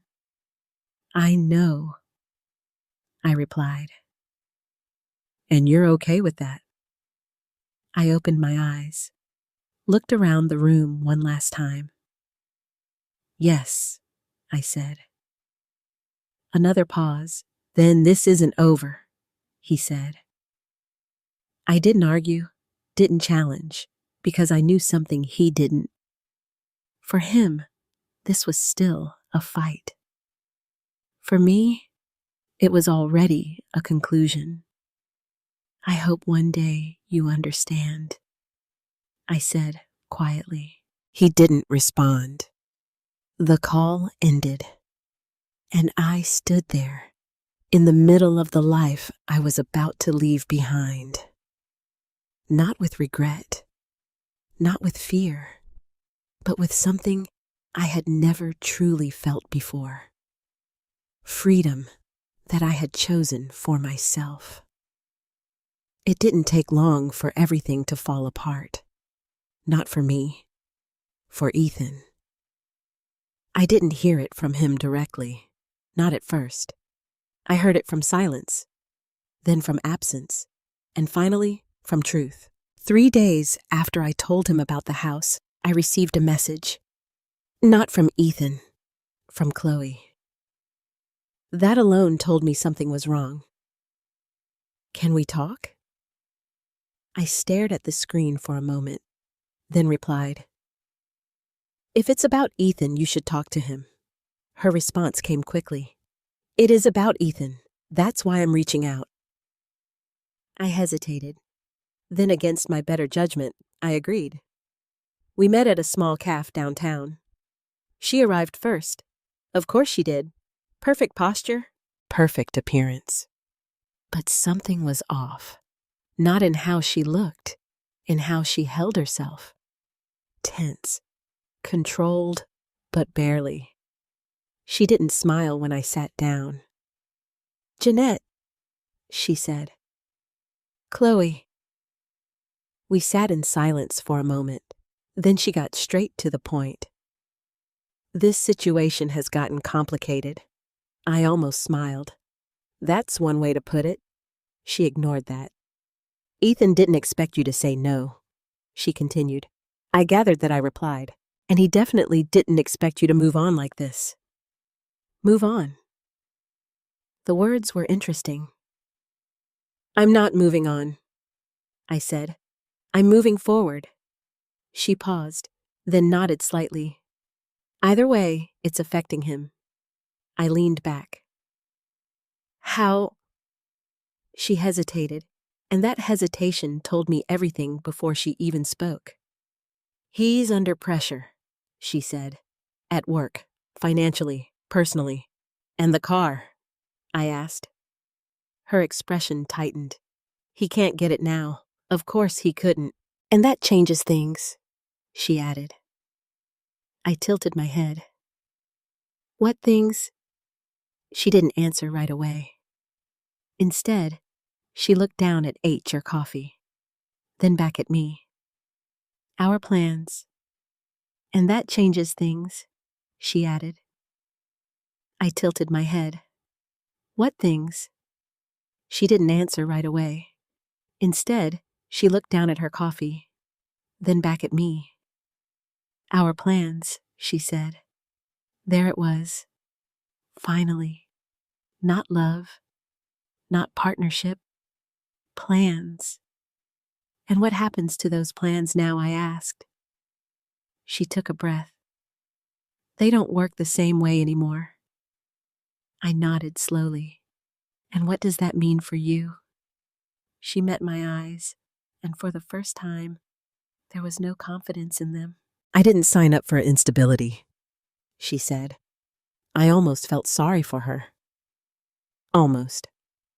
"So you're leaving him?" I said. She didn't deny it. "I'm reconsidering things," she replied carefully. Of course she was, because now there was nothing left to invest in. No quick success. No image upgrade. No shortcut. Just reality. And reality was never part of her plan. "Does Ethan know?" I asked. She hesitated. "Then he suspects." I nodded. Of course he did. "And you came to me why I asked." She looked uncomfortable now. Truly uncomfortable. "I thought maybe you could reconsider," she said. There it was. The last attempt. Not for him. For herself. "You want me to give him the money," I said. "I want you to help him stabilize," she corrected. "No," I said calmly. "You want me to fix the situation you helped create." Her eyes flashed. "That's not fair." "No," I said. "It's accurate." Silence fell between us. Heavy. Unavoidable. "You're really not going to help him," she said finally. "No," I replied. She studied me for a moment. Then something in her expression shifted. Not anger. Not frustration. Something closer to realization. "You're serious," she said. "Yes." She leaned back in her chair, and for the first time, she looked unsure. Because this wasn't the version of me she expected. This wasn't the woman who would fold, who would sacrifice, who would make things easier. This was someone else, someone she didn't know how to influence.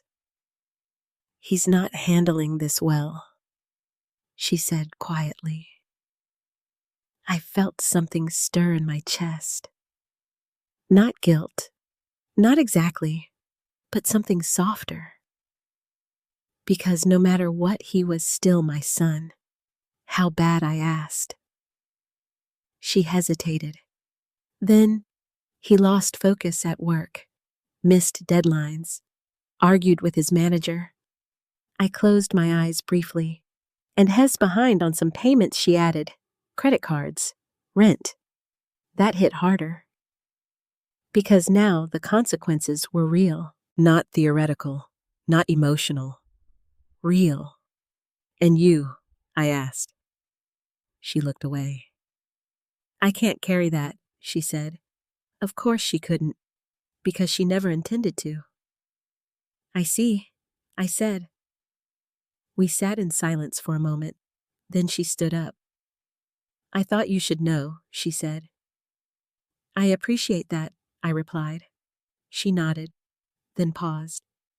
Whatever happens, I hope you don't regret this. I met her gaze. I won't. She studied me one last time, then walked away. And just like that, she was gone. That evening, my phone rang. Ethan. I knew it would happen. I just didn't know when. I answered. What? He said. No greeting, no softness, just raw emotion. Chloe told me what's going on, I said. There was a sharp inhale. So now you're talking to her behind my back. She reached out, I replied. Not the other way around. He let out a bitter laugh. Of course she did. Something in his voice had changed. Less anger, more desperation. She's leaving, he said. Not a question, not a complaint, a statement. I didn't respond right away. Because of this, he added. No, I said quietly, because of what this revealed. Silence. Then I needed that money, he said. I closed my eyes. I know you think that, I replied. No, he snapped. I know it. Another silence, long, heavy. Then I messed up, he said. The words were quiet, barely there, but real. And that changed everything. Because this was the first time he wasn't demanding. He wasn't blaming. He wasn't threatening. He was admitting, and I could hear it in his voice. The shift, the crack, the beginning of something breaking inside him. But this time, it wasn't me. I messed up. Those 3 words stayed with me long after the call ended. Not because they fixed anything, they didn't, but because they were the first honest thing Ethan had said in weeks. Maybe longer. That night, I didn't sleep much. Not out of anxiety, not out of regret, but because my mind kept returning to the same question. What does this change? Because part of me, the part that had spent decades loving him without condition, wanted to believe that this was the turning point, that he finally understood, that things could somehow go back. But another part of me, quieter, steadier, stronger, now knew better. Nothing goes back. Not after lines are crossed. Not after truths are spoken. The next morning, my phone rang again. Ethan. I let it ring twice before answering. Yeah, he said. His voice was different, lower, tired, not angry, just worn down. I've been thinking, he continued. I waited. I shouldn't have said those things, he added. I closed my eyes briefly. That was new. Not defensive, not blaming, just acknowledgement. I appreciate that, I said. There was a pause. Then I didn't mean it, he said. That part I wasn't so sure about. But I didn't argue.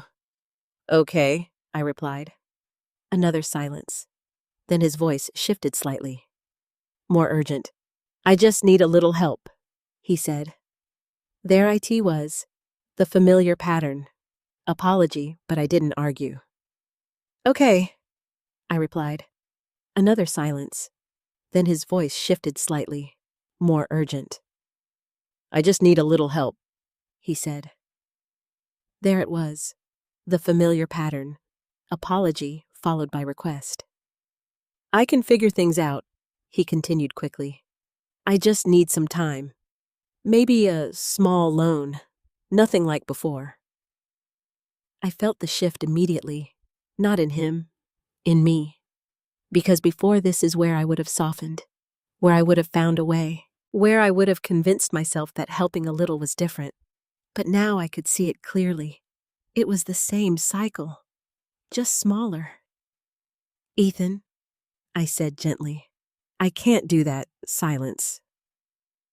Then, seriously, he said. His tone sharpened instantly. Yes, I replied. You won't even help me a little, he asked. I've helped you your entire life, I said. Now you need to help yourself. That's easy for you to say, he snapped. You're sitting on money while I'm struggling. I took a slow breath. I'm not sitting on money, I said. I'm protecting my future.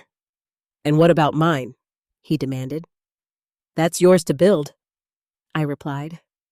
The tension rose again, familiar, but this time it didn't pull me in. You're really going to let me fall, he said. I shook my head even though he couldn't see me. No, I said. I'm letting you stand. That's not the same thing, he argued. It is, I said quietly. You just don't see it yet. Another pause, longer this time. Then I said I was sorry, he said. I heard it, the frustration, the expectation, the belief that apology should change the outcome. Apology should change the outcome. I argue, I replied. Then why doesn't that matter? He asked. It does matter, I said, but it doesn't erase everything that happened. Silence. Then his voice dropped. So that's it, argue? I replied. Then why doesn't that matter? He asked. It does matter, I said, but it doesn't erase everything that happened. Silence. Then his voice dropped. So that's it, he said. You're just done with me. That question, that one almost broke through. Because underneath everything was still the fear of losing him completely. But I didn't let that fear decide for me. I'm not done with you, I said softly. Then what is this? He asked. This is me loving you without losing myself, I replied. He didn't respond right away, and I could feel the weight of that sentence settling between us. You've changed, he said again. Yes, I replied. And you're not going back, he added. It wasn't a question. No, I said. Another silence. Then something unexpected happened. He didn't argue, didn't push, didn't demand. He just exhaled, like something inside him had finally given up. I don't know how to do this, he said quietly. And there it was, the truth. Not the anger, not the entitlement, the confusion, the fear. I know, I said. And you're not going to help me, he added. I paused, because the answer mattered, not just what I said, but how I said it. I'm not going to fix it for you, I said, but I'm not abandoning you either. What does that even mean? He asked. It means I'll talk to you, I said. I'll listen. I'll support you emotionally. But not financially, he said. No, I replied. Another pause. Then, that's not what I need, he said.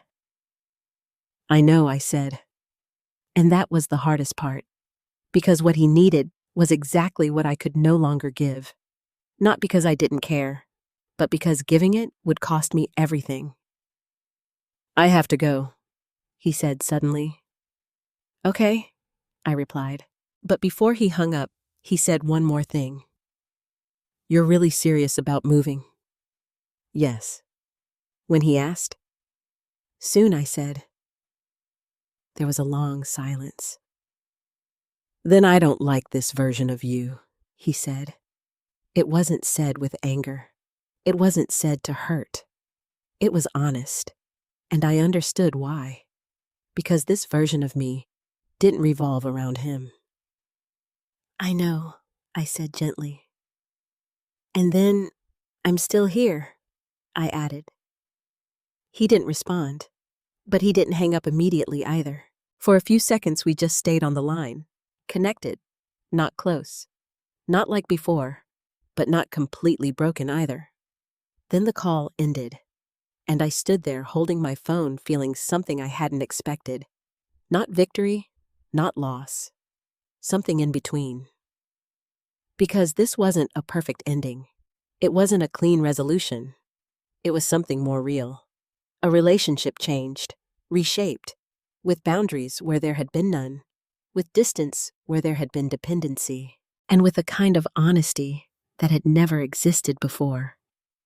I walked to the window and looked outside.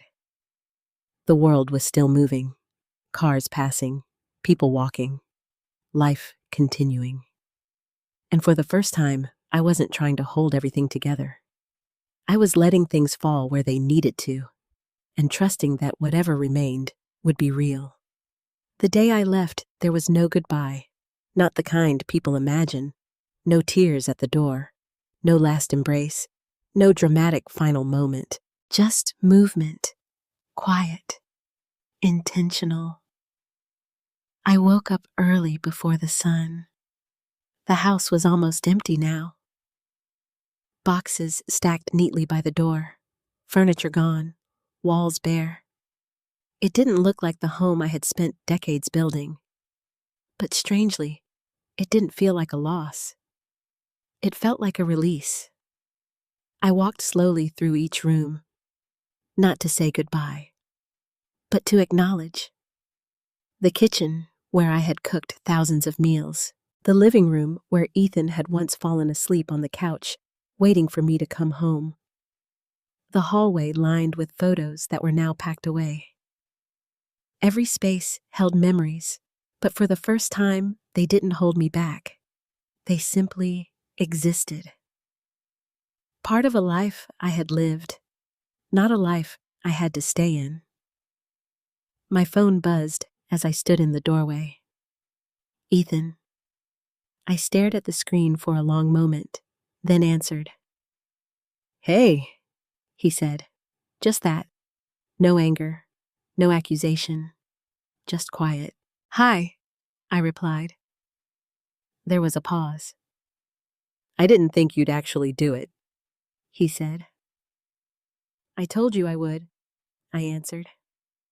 "Yeah, I know," he muttered. Another pause, longer this time. "I drove by the house yesterday," he added. I felt something shift in my chest. "And?" I asked.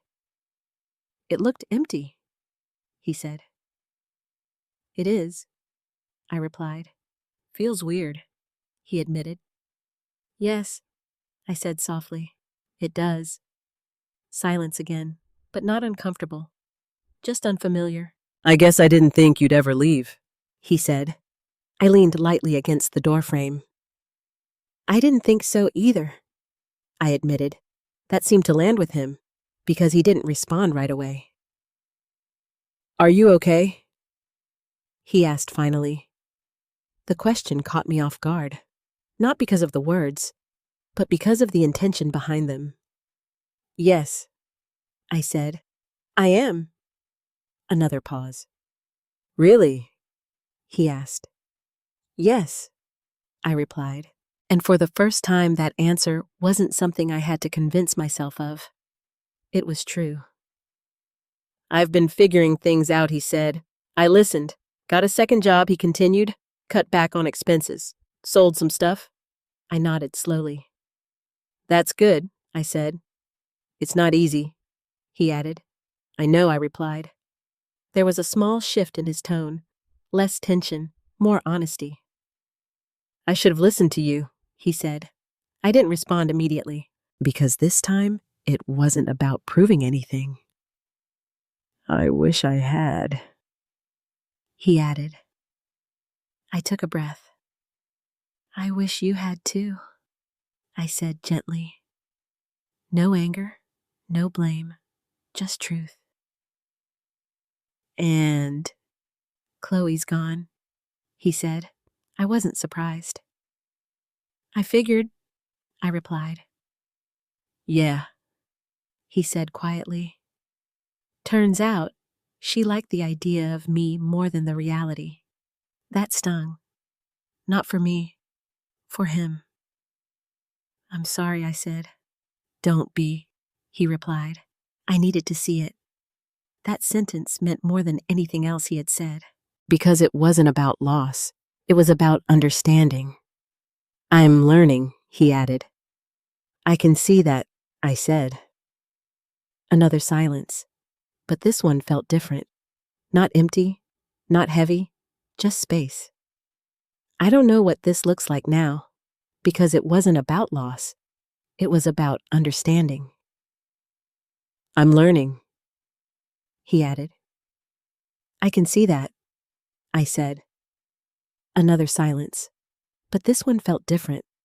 Not empty, not heavy, just space. I don't know what this looks like now, he said. Neither do I replied. But I don't want to lose you, he added. There it was. The real fear, the real truth. And this time I didn't feel pulled by it. I felt steady. You're not losing me, I said. Feels like I already did, he admitted. I shook my head. You didn't lose me, I said. You just lost control. He was quiet. Then, yeah, he said softly. That sounds about right. I smiled a little, because that was growth. Not perfect, not complete, but real. I'm still your mother, I said. I know, he replied, but I'm also my own person, I added. I'm starting to understand that, he said. We stood there connected by a line that had once been filled with expectation, now filled with something else. Respect. Not fully formed. Not yet. But present.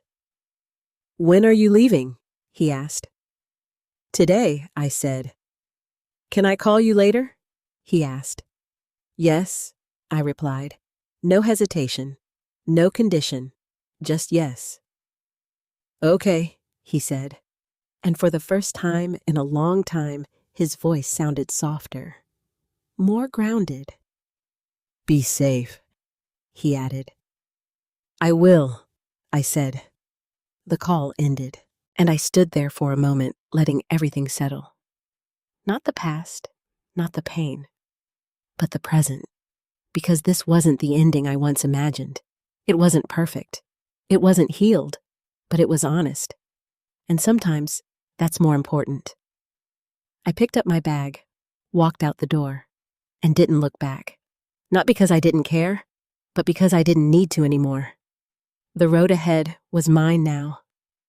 And for the first time in my life, I was ready for it. The first night in my new home, I didn't unpack everything. I didn't rush. I didn't try to recreate the life I had just left behind. I just sat on the small couch by the window, watching the ocean stretch endlessly in front of me. The sound of the waves filled the silence. Not loud, not overwhelming, just steady, constant, alive. I wrapped a blanket around my shoulders and held a warm cup of tea in my hands. And for the first time in years, there was nothing pulling at me. No expectations, no demands, no pressure to be needed. Just me. And it felt unfamiliar. But not in a bad way, in a way that made me realize how long I had gone without it. I thought about everything that had happened, not with regret, not with anger, but with clarity. Ethan's words, my choices, the breaking point, the distance, the rebuilding, all of it.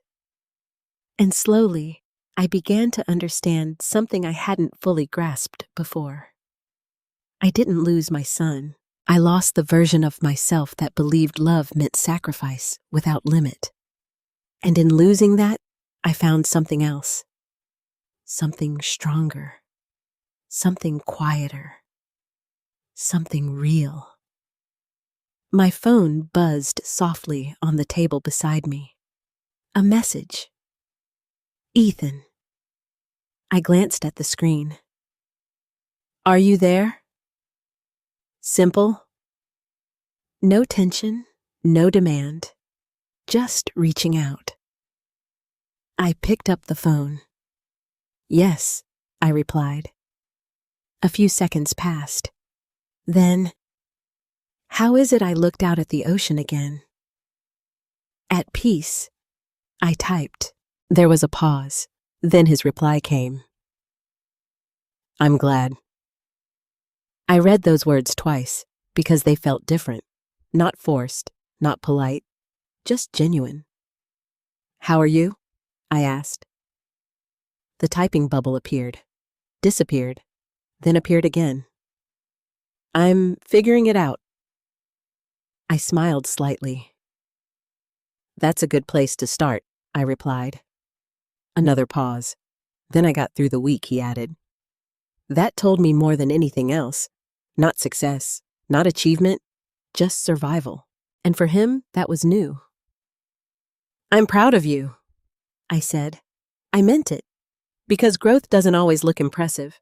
Sometimes it looks like getting through the day without falling apart. Thanks, he replied. Another pause. Then I miss you. The words hit differently now. Not as a weight, not as a responsibility, but as connection.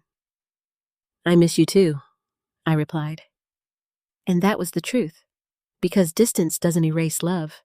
It just changes its shape. I was thinking, he wrote. I waited. Maybe I could visit sometime. I looked around my small living room, at the sunlight pouring through the windows, at the life I had just begun. Yes, I typed. I'd like that. Not because I needed him, not because I felt guilty, but because I wanted him there as part of my life. Not the center of it, part of it. Okay, he replied. No pressure, no urgency, just okay. We didn't say much more after that, but we didn't need to, because something had already been said without words. We were finding a new way. Not perfect, not easy, but honest. I set my phone down and leaned back into the couch. The ocean stretched endlessly before me, and for the first time, I didn't feel like I was waiting for something to happen. I felt like I was already there, exactly where I was supposed to be.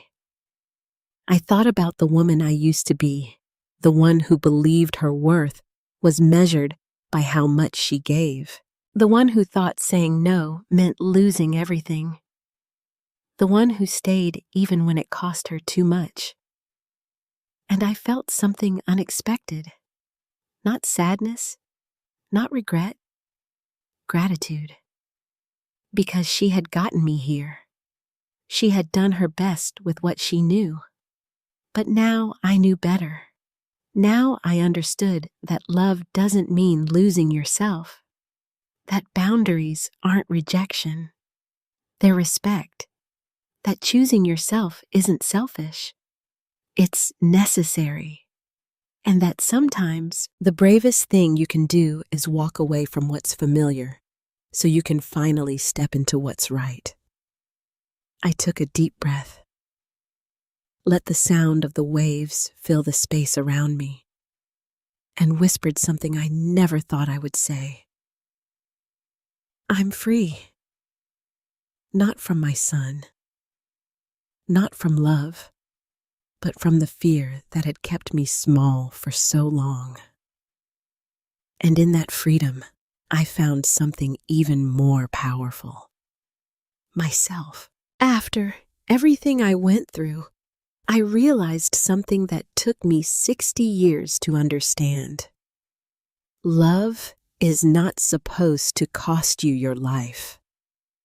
For so long, I believed being a good mother meant giving endlessly time, energy, money, dreams, even pieces of myself I could never get back. I thought that was what love looked like. But love without boundaries doesn't create gratitude. It creates expectation. And expectation can slowly turn into entitlement. The hardest truth I had to face was this: my son didn't suddenly become someone else. I helped create a world where he never had to see my limits, where no didn't exist, where my sacrifices were invisible because they were constant. And when I finally said no, it felt like betrayal to him. But it wasn't betrayal. It was balance. What I learned, what I hope you take with you, is this: you can love deeply and still protect yourself. You can support someone without sacrificing your future. You can forgive without going back to what broke you. And most importantly, you are allowed to choose yourself. Not instead of love, but within it. Because the right kind of love doesn't disappear when you set boundaries. It evolves. It grows. It becomes real. If you've ever felt like you were giving too much, if you've ever been afraid to say no, if you've ever wondered whether choosing yourself is wrong, I want you to know you're not alone, and it's not too late. Tell me in the comments, what would you have done in my place? Would you have given the money or chosen yourself like I did? And where are you watching from today? I always love seeing how far these stories travel. If this story meant something to you, don't forget to like and subscribe. Because sometimes hearing the right story at the right moment can change everything.